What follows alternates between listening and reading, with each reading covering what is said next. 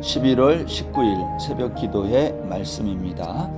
오늘은 디모데후서 4장 9절부터 22절인데요. 디모데후서의 마지막 시간입니다. 너는 어서 속히 내게로 오라. 데마는 이 세상을 사랑하여 나를 버리고 데살로니가로 갔고, 그레스게는 갈라디아로, 디도는 달마디아로 갔고, 누가만 나와 함께 있느니라. 내가 올 때에 마가를 데리고 오라. 그가 나의 일에 유익하니라. 두기고는 에베소로 보내었노라. 내가 올 때에 내가 드로아 가보의 집에 둔 겉옷을 가지고 오고, 또 책은 특별히 가죽 종이에 쓴 것을 가져오라. 구리 세공업자 알렉산더가 내게 해를 많이 입혔음에 주께서 그 행한 대로 그에게 갚으시리니 너도 그를 주의하라. 그가 우리 말을 심히 대적하였느니라. 내가 처음 변명할 때에 나와 함께 한 자가 하나도 없고 다 나를 버렸으나 그들에게 허물을 돌리지 않기를 원하노라. 주께서 내 곁에 서서 나에게 힘을 주심은 나로 말미암아 선포된 말씀이 온전히 전파되어 모든 이방인이 듣게 하려 하심이니 내가 사자의 입에서 건짐을 받았느니라. 주께서 나를 모든 악한 일에서 건져내시고 또 그의 천국에 들어가도록 구원하시리니 그에게 영광이 세세무궁토록 있을지어다. 아멘. 브리스가와 아굴라와 및 오네시보로의 집에 문안하라. 에라스도는 고린도에 머물러 있고 드로비모는 병들어서 밀레도에 두었노니 너는 겨울 전에 어서 오라. 으블로와 부데와 리노와 클라우디아와 모든 형제가 다 내게 문안하느니라. 나는 주께서 내 심령에 함께 계시기를 바라노니 은혜가 너희와 함께 있을지어다. 아멘. 오늘 디모데후서 마지막 부분은요, 바울 사도의 문안 인사입니다. 바울은 그의 인생의 마지막 부분에 이렇게 편지를 쓰면서 사랑하는 사람들, 또 기억나는 사람들, 한 사람 한 사람 이름을 이렇게 거명하면서 그것에 대한 자기 자신의 간단한 소회를 말하고 있어요. 그러나 여기에서 가장 우리 마음에 와닿는 건 뭐냐? 바울은 외로웠다라는 거예요. 그러면서 9절에서 이렇게 말해요. 너는 어서 속히 내게로 오라. 누구에게 지금 이 말을 해요? 디모데에게. 디모데야, 너는 지금 내가 있는 이 로마 옥에 빨리 좀 와줘라. 왜 그러겠어요? 바울은 그만큼 보고 싶은 거예요.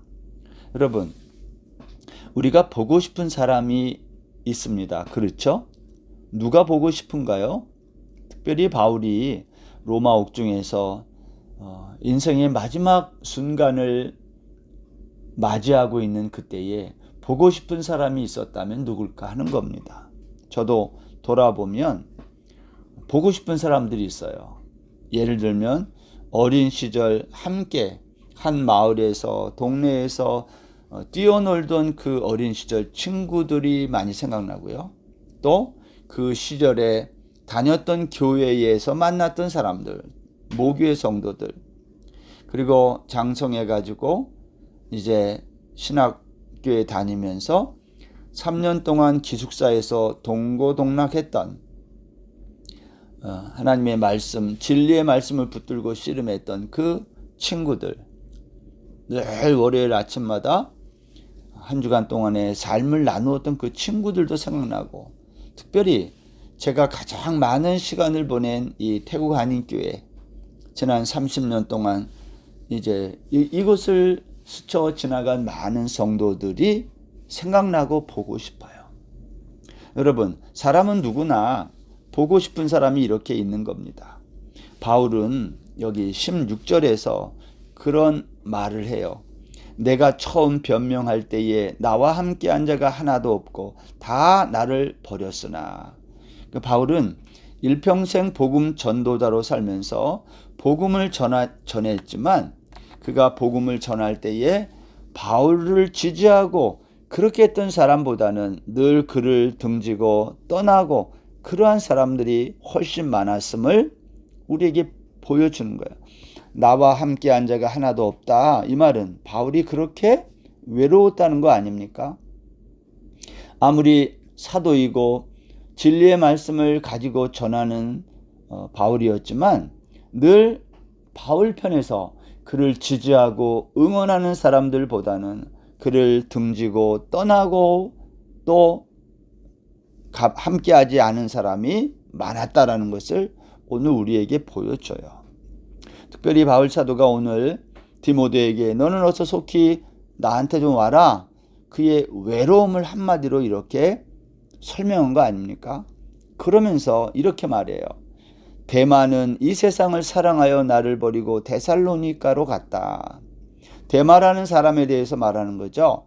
나를 버리고 세상을 사랑하여 데살로니가 갔다. 또 그레스게와 디도는 다른 이유로 아마 사역에 관한 일로 갈라디아로 달마디아로 갔다.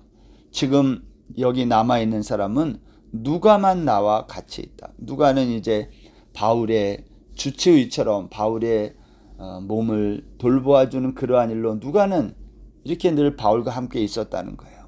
그렇지만 아무도 없었다는 거죠.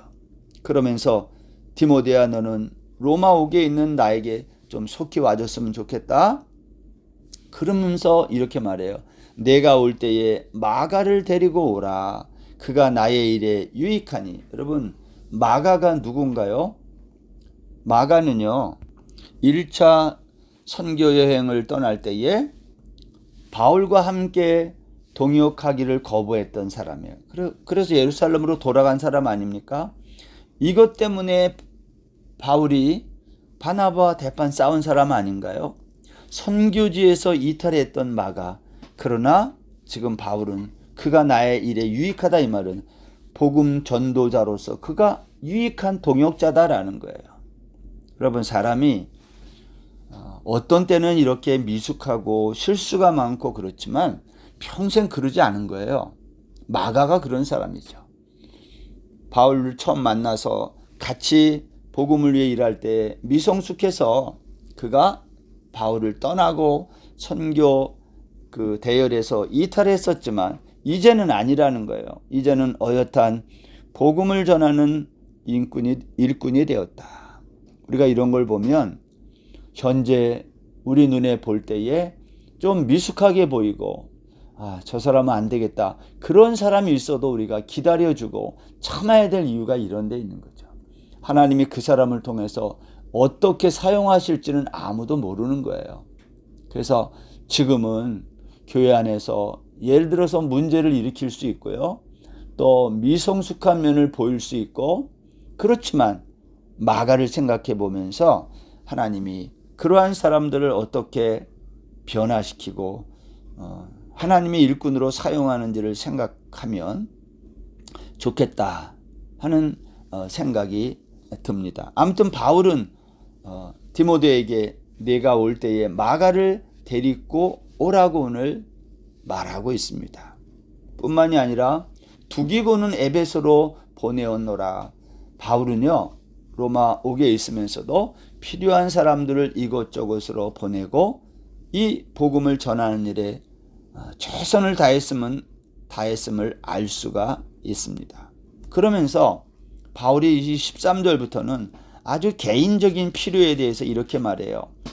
내가 올 때에 내가 들어와 가보의 집에 둔 겉옷을 가지고 오고 옷을 좀 가지고 오라는 거예요. 겉옷. 왜 그러겠어요? 로마 옥에서 아마 그 바울이 추위로 고생했던 것으로 보입니다. 그래서 두꺼운 겉옷을 좀 가지고 와라. 또 책은 특별히 가죽 종이에 쓴 것을 가져오라. 특별히 가죽 종이에 쓴 책이라면 그게 뭐겠어요? 이것은 하나님의 말씀, 성경을 가지고 오라고 말한 거 아니겠는가? 그래서 바울 사도는 자기의 필요를 이렇게 말하면서 나에게 가지고 오면 좋겠다. 여러분, 바울이 얼마나 인간적인지 알 수 없어요. 육체의 필요를 위해서 겉옷을 가지고 오고 영적인 필요를 위해서 책을 가지고 와라. 오늘 그렇게 말했다는 거예요. 또한 14절에 보면 그러면서도 바울에게 해를 많이 입혔던 구리 세공업자 알렉산더와 같은 사람을 기억하는 거예요. 그러면서 디모데에게 뭐라고 얘기해요? 너는 그를 주의해라. 나도 그를 주의하는데 그가 우리 말을 심히 대적했다는 거예요. 구리 세공업자 알렉산더가 무슨 이유 때문에 바울을 대적했는지 알 수 없지만 우리가 그동안 읽어왔던 성경의 내용에 비춰보면 아마도 알렉산더가 바울로 인해서 자기에게 재산상의 손해가 미쳤을 때 재산상의 손해를 바울 때문에 입었던 것으로 보이는 거예요. 그래서 바울을 대적한 거 아니겠습니까? 여러분, 바울은 자기를 대적하는 이 알렉산더와 같은 사람도 기억합니다. 자기에게 도움을 준 사람도 기억하지만 그렇지 반대의 사람도 이렇게 기억하고 있다는 거예요. 그러면서 바울 사도는 그러면서도 이렇게 얘기해요. 그렇지만 그들에게 허물을 돌리지 않았으면 좋겠다. 나에게 대적하고 또 나를 떠나고 버리고 한 그러한 사람들에게 내가 허물을 돌리고 싶지 않다는 거예요. 이게 바울의 진심 아닙니까? 저들이 미성숙하고 연약하고 때로는 대적하고 나를 떠나고 버렸지만 그러나 그들에게 허물이 있다고 그렇게 허물을 돌리지 않았으면 좋겠다. 여러분, 우리의 인생 마지막 순간에 나에게 유익했던 사람, 그렇지 않은 사람도 있지만 우리가 나를 대적했던 사람도 그들에게 허물을 돌리지 않기를 원했던 바울의 이 정말 넓은 마음, 이 진리의 말씀 때문에 어쩔 수 없이 그들을 때로는 대적도 하고 그래야 했지만 허물을 그들에게 돌리지 않기를 원하는 이 바울 사도의 넓은 마음을 우리가 가져야 되겠다 생각이 듭니다. 17절 말씀 이하에 보면 이렇게 대부분의 사람은 바울을 떠나고 버리고 대적하고 그랬지만 그러나 바울을 지켜주는 유일한 한 분이 있었다는 거예요. 누구죠? 17절 주께서 내 곁에 서서 나에게 힘을 주심은 하나님, 주님만이 바울 곁에서 늘 힘을 주셨다는 거예요. 왜 그렇게 했어요? 그것은 바울로 말미암아 선포되어진 말씀이 온전히 전파되기 위해서 모든 이방인이 이 말씀을 듣도록 하기 위해서 하나님께서 바울 곁에 서서 늘 힘이 되어 주셨다고 말씀하고 있습니다. 바울 사도는 이 복음 전파를 위해 이방인의 사도의 사명을 감당하기에 때로는 위험한 일들을 많이 겪은 거예요. 내가 사자의 입에서 건짐을 받았다. 나를 모든 악한 일에서 주님이 건져내셨다. 하나님께서 바울을 이 땅에 있는 동안 위험에서 그를 건져내고 악한 일에서 건져내셨다. 뿐만 아니라 바울 사도의 영혼이 천국에 들어가도록 구원하셨다는 거예요. 그 바울은 하나님이 자기를 천국의 백성 삼아주시고 그 천국에 들어가도록 구원하신 그 일에 대해서 얼마나 감사하고 영광을 돌리는지 알 수 없어요. 하나님만이 나에게 힘이 되어주시고 내 편이 되어주신 그 하나님. 하나님이 그렇게 하신 이유는 나로 말미암아 이방인에게 말씀을 전파하기 위함인데 뿐만이 아니라 하나님이 그러한 나를 모든 악한 일에서 건져내시고 천국 백성 되도록 구원의 놀라운 그 영광스러운 자리에 들어가도록 하셨는데 그 하나님께 찬양하고 영광을 돌린다는 거예요. 사랑하는 여러분, 우리가 이 땅에 살면서 하나님께 감사할 일이 많지만 무엇보다도 우리를 천국 백성 삼아주시고 천국에 구원받아 천국 백성 되게 하신 그 하나님께 영광을 돌려드리는 이것 이외에 더 감사한 일은 없을 것이다 라는 겁니다. 바울은 이렇게 자기의 마지막 개인적인 여러 사람들을 기억하고 이렇게 이야기를 쭉 한 다음에 마지막 오늘 19절 이하에서는 한 사람 한 사람 이름을 부르며 문안 인사를 하는 거예요. 브리스가와 아굴라 오네시보로의 집에 문안하라. 여기 집에 문안하라 라고 한 것은 교회를 말합니다. 한 사람 한 사람 이름을 말하면서 집이라고 한 것은 그 집이 그 당시에는 교회였거든요. 그래서 거기에 있는 교회 식구들에게 문안하라 그랬어요.